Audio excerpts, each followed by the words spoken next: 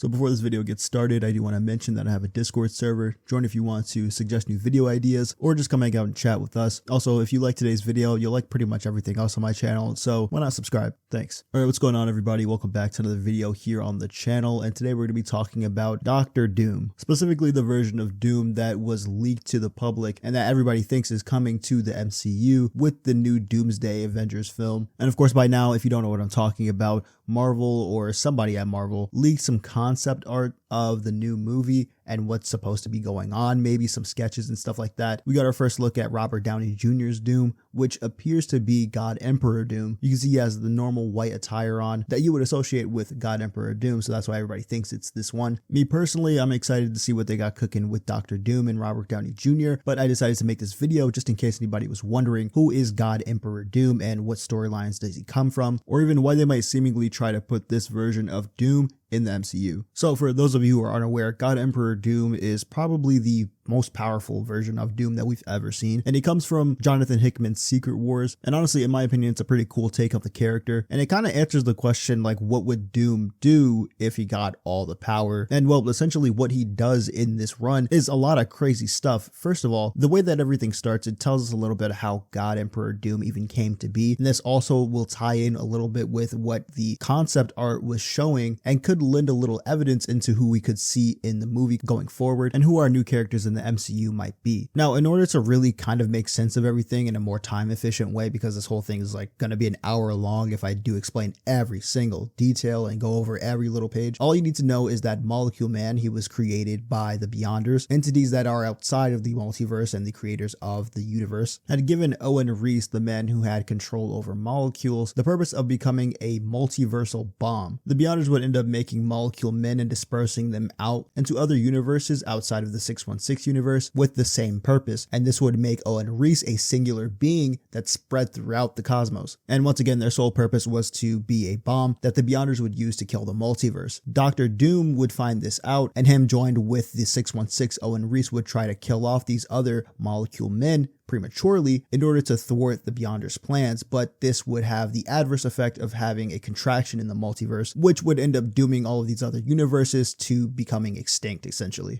Now, when we see the first chapter of Secret Wars, we of course see Owen Reese, Doom, and Doctor Strange. And as Doom is having his inner monologue, I got the feeling that he was kind of speaking as if he knew he was going to be reborn into something. He was going to get something out of this to make this whole thing worthwhile, essentially. But he says, "We know so much more than we understand, but we know so little. Many believe the white light you see when you die is the supercharged electric whimper of a desperate and dying brain, synaptic death, but it's not. That brilliant, blinding light is God." And as we see, they're kind of standing in this expanse of nothing, but that's when you hear the Beyonders. They say, "We are beyond, dreamers, destroyers, all of reality are whim. Who dare stand before us?" And of course, Dr. Doom proudly proclaims himself in front of these cosmic entities. And this is seemingly when he gets his powers, but it never really shows us how exactly he got his powers, because there's a little bit of a thing that he did with Owen Reese, which we find out later on in the Secret Wars comic. And it's revealed that the Molecule Men that were left that Doom didn't kill, he used them as a bomb, which is pretty much as they were intended, but against the Beyonders themselves,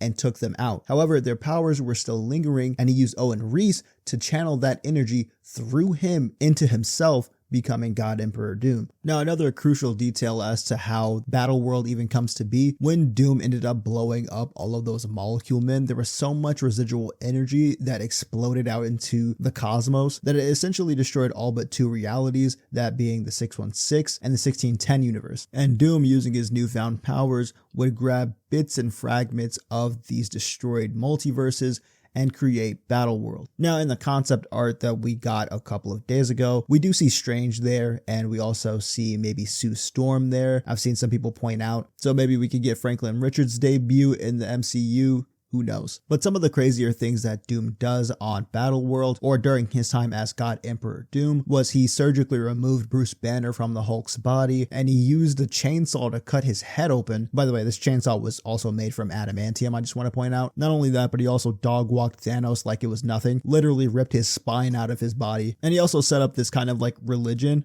almost, where everybody's worshiping him. We kind of see that as we get into more of the nitty gritty stuff about Battleworld, like what's going on with all the Thors there, and that they're all really just worshiping a statue of Doom. And then also later on down the line, he kills Doctor Strange. Now you might be wondering how Doom, who's said to be the perfect blend between technology and sorcery, given the incredible powers of the Beyonders, even lost this strength. Well, essentially, he lost the powers to Reed Richards, which if you know anything about Doctor Doom, he hates losing, especially to Reed Richards. That is his rival and someone that pushes him to be who he is. But when Reed finally figures out what's going on with Battleworld and Secret Wars, he notices the immense destructive potential of Owen Reese's abilities and promises that he'll help him figure out his abilities and help him live a normal life if they can join forces and take Doom down. They eventually figured out that Owen Reese, even though he was the one to channel the powers of the Beyonders into Doom, he could just do the reverse and just take them back and give them to somebody else. And with those powers, Reed ended up fixing the multiverse, essentially fixing things the way that they were supposed to be and saving the day.